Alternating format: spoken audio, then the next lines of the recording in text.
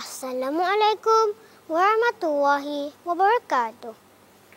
Sekalung budi Tuan Pengacara, barisan hakim yang bijaksana, barisan penjaga masa yang setia, guru-guru serta rakan yang dikasihi sekalian. Mari semua, mari dengarkan suatu kisah dari Al-Quran. Kisah Musa yang banyak berkorban, berpisah demi suruhan Allah. Hadirin dan hadirat sekalian, Nabi Musa dilahirkan ketika Mesir diperintahkan oleh Raja Fir'aun yang zalim dan kejam. Pada zaman tersebut, semua anak lelaki dibunuh hidup-hidup. Fir'aun percaya bahawa ramalan ahli nujum menyatakan akan lahirnya seorang kanak-kanak lelaki yang bakal menghancurkan Fir'aun. Kisah ini ditulis dalam Al-Quran. A'udzu billahi minasyaitonir rajim. Yudabbihu abna'ahum wa yastahyi nisa'ahum. Maksudnya, mereka menyembelih anak-anak lelaki dan membiarkan hidup anak perempuan. Surah Al-Qasas ayat ke-4. Hadirin yang dirahmati sekalian, siapakah ibu Musa? Nama diberi Yukabat. Ayahnya pula Imran yang berasal dari keturunan Nabi Yaqub. Pada suatu hari, ketika ibu Musa ingin melahirkan Nabi Musa, beliau melahirkan dalam keadaan bersembunyi. Dia tidak mahu seseorang pun tahu dia melahirkan anak. Andai ada yang tahu anak lelaki dilahirkan, sudah pasti bayi tersebut akan dibunuh hidup-hidup oleh Fir'aun yang kejam. Selepas 3 bulan, Musa dilahirkan. Yukabat berasa sangat susah hati. Lalu Musa yang masih bayi diletakkan di dalam peti. Dihanyutkan pula di sungai Nil berdasarkan ilham dari Ilahi. Kisah ini terdapat di dalam Al-Quran yang bermaksud, letakkanlah ia di dalam peti dan hanyutkan ia di sungai. Sudah pasti sungai tersebut akan membawanya ke tepi dan diambil oleh musuhku dan musuhnya.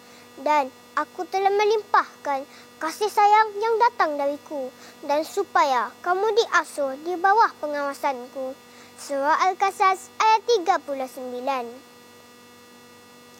Hanyut di sungai anaknya Musa, sedihnya hati tidak terkira. Namun ibunya terus berdoa demi menyahut seruan yang esa. Ya Allah, aku serahkan keselamatan anakku di bawah perlindunganmu. Doa ibu Musa. Menangislah ibu Musa. Anak yang susah payah dilahirkan terpaksa dihanyutkan pula di sungai hidup-hidup. Bertambah menderita mengenangkan Musa yang masih lagi menyusu badan. Ya Allah. Kawan-kawan nak tahu tak?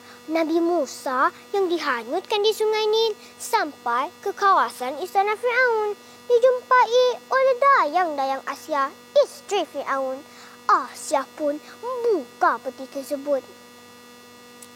Alangkah terkejutnya Asia melihat bayi dalam peti. Bayi lelaki comel sekali, timbul rasa kasih tak terperi. Lalu Asia memberi namanya Musa yang bermaksud pohon dan air sempena tempat mereka menemui Musa dan dijadikan anak angkat mereka. Ya kawan-kawan, berkat doa seorang ibu, Musa sangat disayangi. Bukan sahaja seluruh warga istana, malah turut menjadi kesayangan isteri Fir'aun, raja yang kejam itu. Hadirin sekalian, tiba-tiba Pada suatu ketika, Musa menangis dan kehausan akan susu ibunya. Maka seluruh warga istana mencuba beberapa ibu untuk menyusui Musa. Namun, kawan-kawan tahu tak apa yang berlaku? Musa tetap menangis, enggan menyusu. Lalu pihak istana mencari ibu susu. Ibu Musa pun datang menyusui Musa. Tangisan pun terhenti, kenyanglah wahai Musa. Ibu Musa menggendong memeluk anaknya. Ku sayang Musa, ku cinta Musa. Betapa terharunya hati sang ibu, dapat melepas rindu, dapat upah menyusu. Ya kawan-kawan, begitulah tadi kisah pengorbanan Ummu Musa yang banyak memberi pengajaran kepada kita. Walaupun terpaksa berpisah dengan anaknya demi menyahut suruhan Allah, dia tetap reza. Andai terpaksa berpisah sekalipun, janganlah kita lupa untuk mendoakan kesejahteraan anak kita dan sentiasalah bertawakal kepada Allah.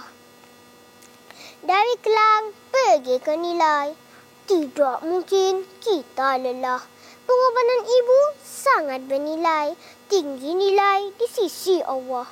Bunga redap di atas para, anak dusun pasang pelita. Andai tersilap tutur bicara, jari disusun, maaf dipinta. Sekian, wabillahi taufiq wal hidayah. Assalamualaikum warahmatullahi wabarakatuh.